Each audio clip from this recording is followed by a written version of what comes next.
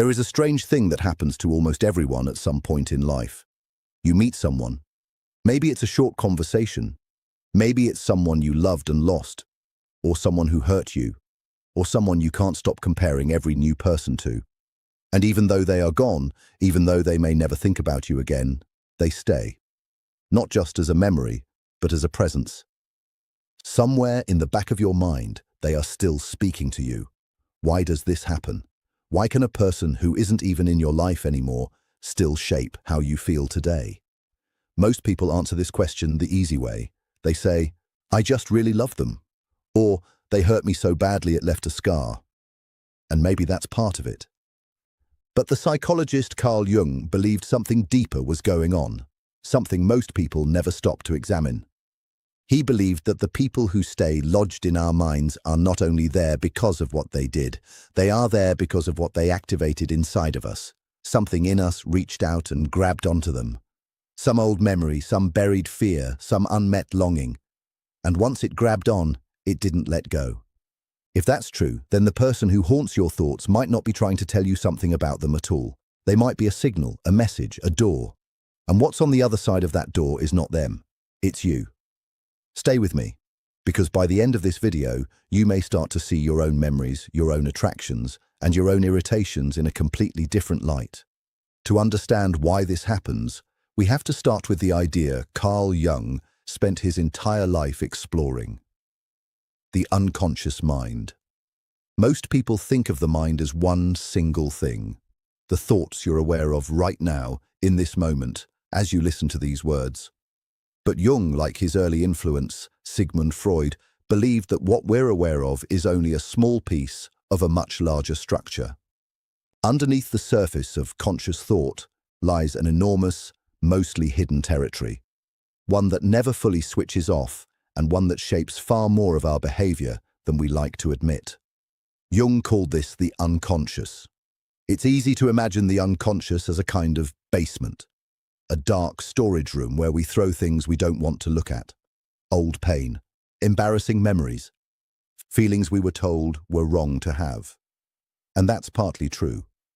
But Jung insisted that the unconscious is not only a dumping ground for our personal wounds. He believed it was also something much bigger, a deep well of patterns, instincts, images, and emotional material that shapes how every human being experiences life. Not just the parts we personally repressed, but structures that seem to run underneath the whole of human psychology itself. In other words, the unconscious isn't just the stuff I don't want to think about. It is a living, active part of who we are. It doesn't sit still. It doesn't wait quietly for us to deal with it on our own schedule. It leaks into our dreams. It leaks into our moods. And this is the part most people never consider. It leaks into how we see other people. Here is an uncomfortable truth. Almost nobody wants to hear that their strong feelings about someone else might actually be pointing back at themselves. It feels much safer to say, that person is the problem, than to ask, what in me is reacting so strongly to this person? This resistance isn't weakness. It's completely human. Looking inward at the unconscious means looking at parts of ourselves we may have spent years avoiding, old wounds, insecurities, desires we were taught to be ashamed of, or fears we never admitted even to ourselves. Jung believed that the mind naturally protects itself from material that feels too threatening to face directly. It's not that we're lying to ourselves on purpose. It's that some truths about who we are can feel so destabilizing that the mind would rather place them outside of us, onto someone else, than sit with the discomfort of owning them. This is why when someone suggests, maybe this is about you, not them, the very first reaction is often defensiveness. Not because the idea is wrong, but because it touches something the unconscious has been quietly guarding. So ask yourself honestly, just for a moment, is there a person in your life, past or present, whose actions bother you far more than they probably should? Keep that person in mind. We're going to come back to them. For a long time, especially in the early days of psychology, the unconscious was treated purely as something pathological, something you only had to deal with if you were sick, anxious, or in therapy, something to be fixed, managed, or cured. Jung pushed back against this narrow view. He argued that the unconscious is not simply a personal defect to be corrected. It is a normal, essential, and even meaningful part of the human psyche, present in everyone, healthy or struggling. It's not a malfunction. It's a dimension of the mind that every person carries, whether they acknowledge it or not. This shift in perspective matters enormously. If the unconscious is only a personal problem, then noticing its influence is something to feel ashamed of, proof that something is wrong with you. But if the unconscious is a natural and meaningful part of being human, then noticing its influence becomes something else entirely, an invitation, a chance to understand yourself more completely. Not a diagnosis, but a doorway. This is the frame we need to hold on to as we go further, because what we're about to explore, how the unconscious shapes your feelings about other people, can feel uncomfortable. But it isn't a flaw in you. It's simply how minds work. Think about the people who have the strongest emotional pull on you. The person you can't stop thinking about. The person whose text message can ruin, or make, your entire day. The person you're inexplicably drawn to, even though your conscious mind lists a dozen reasons why you shouldn't be. The person who makes you feel a flash of anger so sharp it surprises even you. According to Jung's framework, these intense reactions are rarely just about the surface interaction. They are often connected to unconscious material, emotional patterns, unmet needs, and old associations that were formed long before this person ever entered your life. Longing, for instance, isn't only about the specific person in front of you. Often it's about what that person seems to represent, safety you didn't have, attention you were missing, a version of love you glimpsed once and have been quietly searching for ever since. Fear works the same way. A person can trigger a defensive, anxious reaction in you, not necessarily because of anything dangerous they've actually done, but because something about them, a tone of voice, a way of looking away, a pattern of behavior, resembles something your unconscious has filed under threat a long time ago. This doesn't mean your feelings aren't real. It means your feelings have layers. On the surface is the actual person and the actual situation. Underneath is a current of older material, memory, emotion, unmet need, that the present moment has simply switched on. This brings us to one of the most striking ideas in Jung's psychology, the concept of projection. Projection happens when we unconsciously take something that actually belongs to us, a quality, an emotion, a desire, a fear, and experience it as though it belongs to someone else. Here's a simple way to picture it. Imagine your unconscious mind is like a projector and other people are like a movie screen.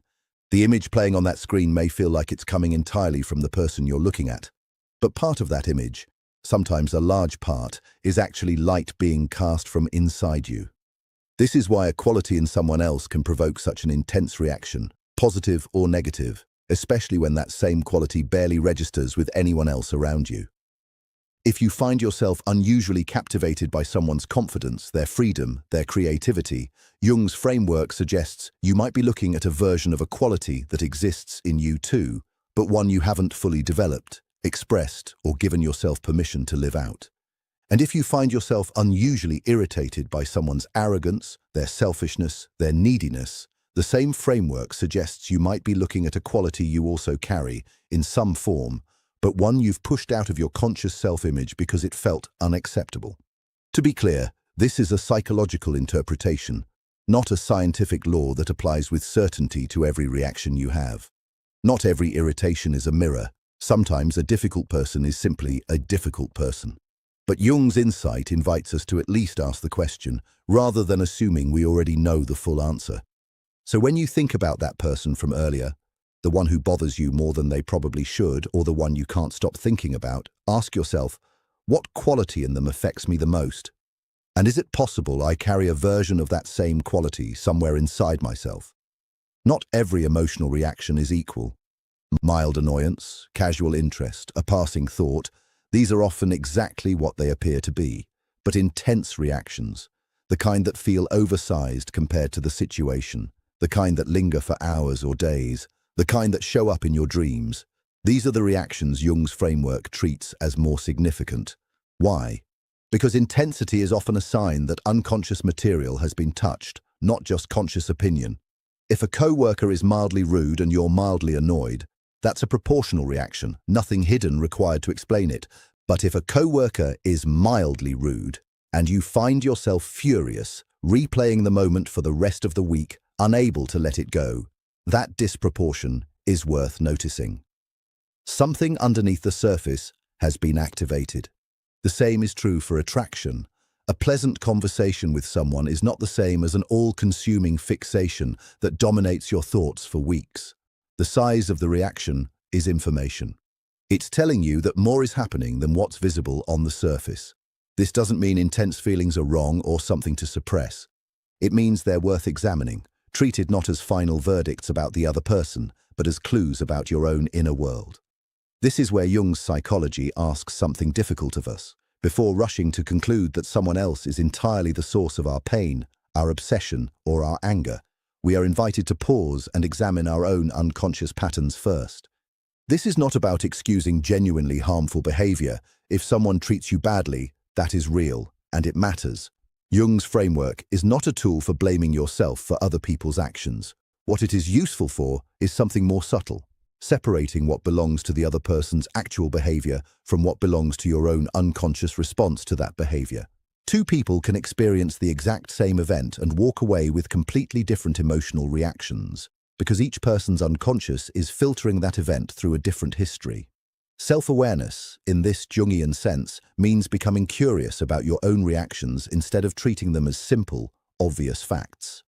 It means asking, is this feeling entirely about what just happened, or is some of this feeling older than this moment? That single question, asked honestly, without self-judgment, can begin to loosen the grip that old, unconscious patterns have on your present-day relationships. So let's return to where we started. The person who lingers in your mind. The one who makes you feel more than they logically should. More longing, more anger, more fascination, more fear. We often assume the story is simple. They did something, and that's why I feel this way. But Jung's psychology suggests the story may be more layered than that. Sometimes what looks like it is entirely about another person is also, quietly, revealing something about you. A longing you haven't named, a wound you haven't healed, a quality in yourself you haven't yet recognized or accepted. This doesn't erase the other person's role. It doesn't mean your feelings are imaginary or that real harm doesn't happen. It simply adds a second layer to the picture, one that most people never think to look at because it's far easier to study someone else than to study ourselves. And this is, in many ways, the heart of Jung's entire life's work. The unconscious is not a threat to be feared or a flaw to be ashamed of. It is a vast, meaningful part of who we are. And the more we're willing to explore it honestly, the more clearly we begin to understand not just other people, but ourselves. Think again about that person, the one who occupies more space in your mind than you'd like to admit. What if, instead of asking only, what is wrong with them, you also asked, quietly and without judgment, what is this reaction showing me about me? That question won't give you easy answers. It might not give you comfortable ones either. But it is, according to Jung, one of the most important questions a person can learn to ask, because the unconscious doesn't disappear just because we ignore it. It waits. It speaks through our attractions, our irritations, our fears, and the people we can't stop thinking about. The invitation isn't to blame yourself for how you feel. It's to get curious about it. Because somewhere beneath the surface of every strong emotion, there may be a part of yourself waiting to be recognized, not through someone else's eyes, but through your own. And that perhaps is the real beginning of self-understanding, not looking harder at the person in front of you, but learning, finally, to look within. If this made you think differently about someone in your life or about yourself, sit with that thought for a moment before you scroll away. That discomfort might be exactly where the answer is waiting.